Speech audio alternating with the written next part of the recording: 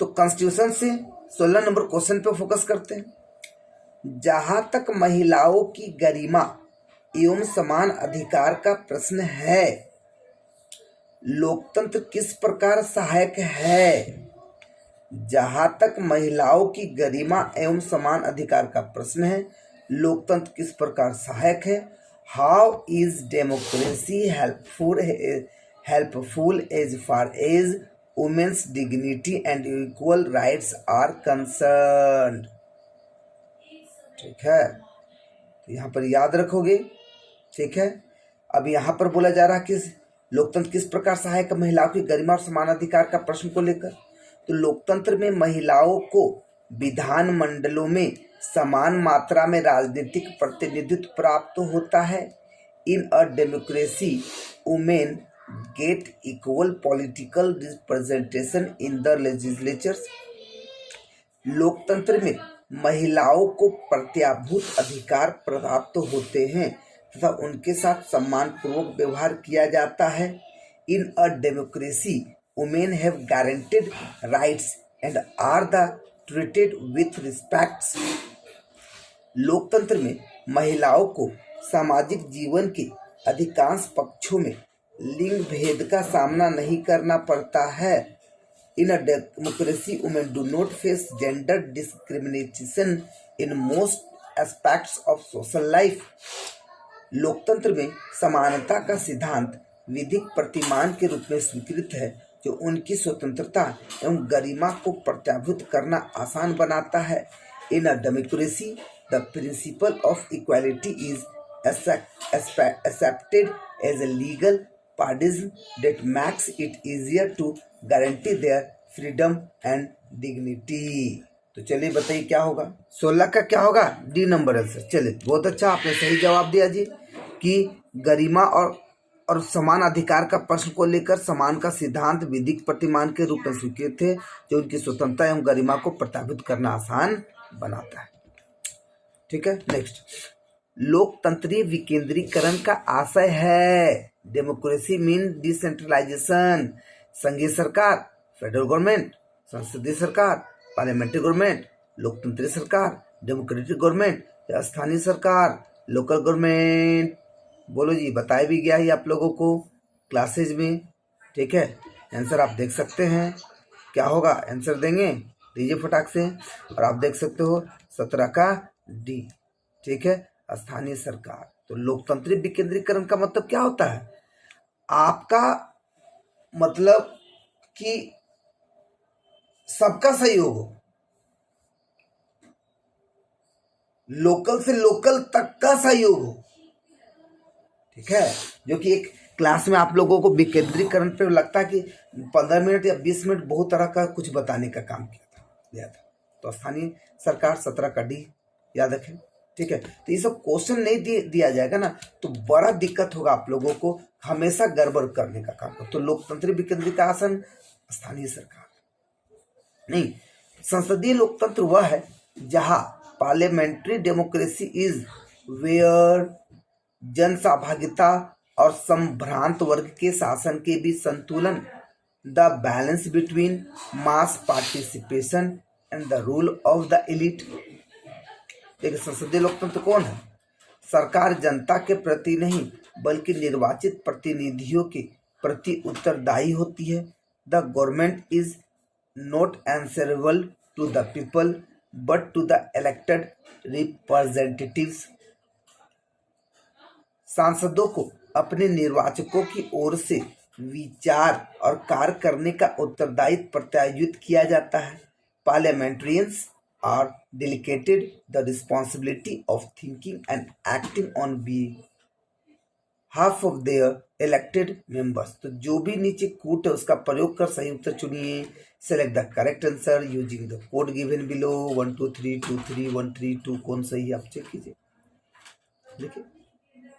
ठीक है,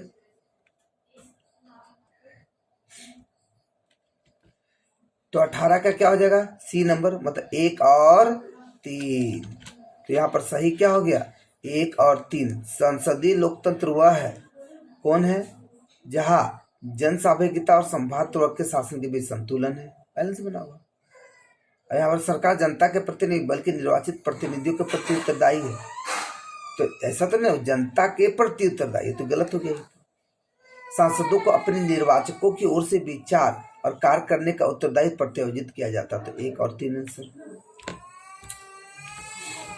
संसदीय लोकतंत्र के अधीन सामूहिक उत्तरदायित्व के सिद्धांत का क्या निहितार्थ है? What is the implication of the principle of collective responsibility under parliamentary democracy?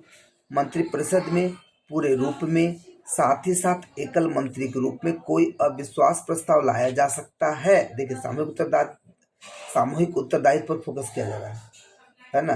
बोले तो पार्लियामेंट्री डेमोक्रेसी पर, है ना, कलेक्टिव रिस्पॉन्सिबिलिटी पर, कि मंत्रिपरिषद में पूरे रूप में, साथ ही साथ एकल मंत्री के रूप में कोई अविश्वास प्रस्ताव लाया जा सकता है।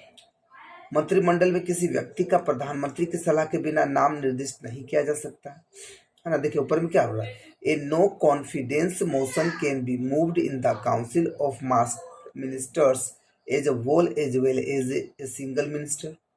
मंत्रिमंडल में किसी व्यक्ति का प्रधानमंत्री की सलाह के बिना नाम निर्दिष्ट नहीं किया जा सकता है।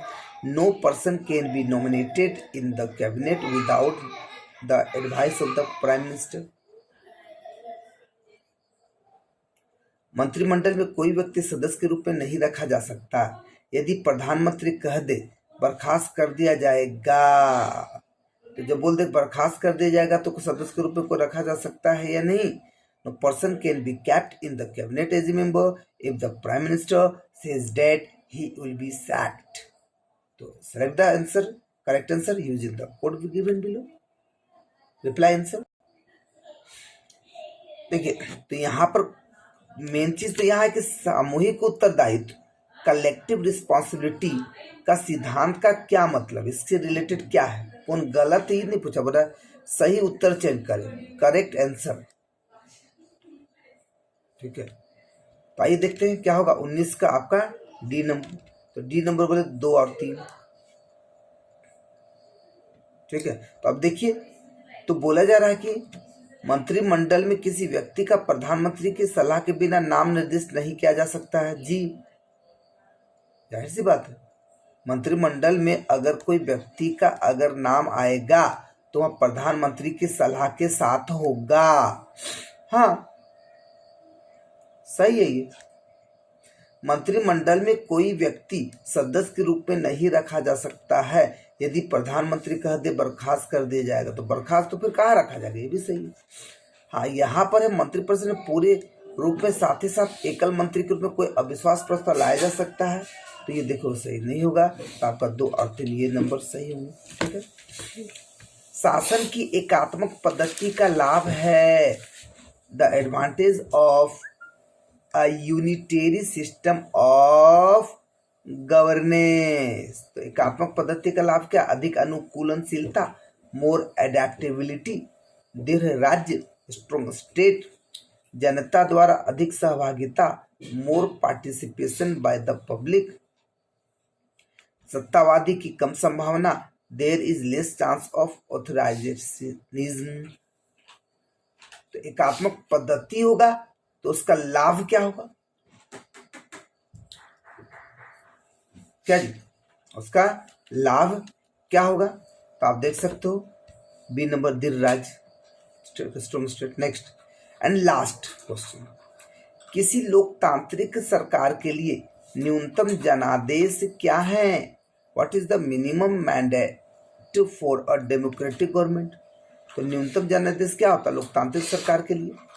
बने रहने के प्रति आशंकाओं और जन आलोचना के संदर्भ में वर्तमान प्राथमिकताओं का निर्णायक लोक क्रिया के द्वारा उत्तर देना, responding to current properties in the context of persistence fears and people criticized by deceive popularization।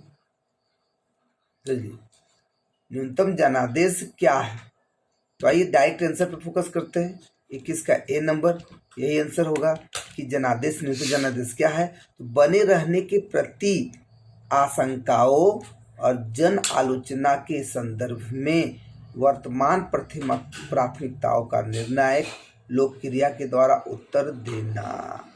ठीक है, तो यहाँ पर पूरी तरीके से फोकस किया जा रहा है। 21 नंबर आंसर सही हुआ है। और अब आप लोगों का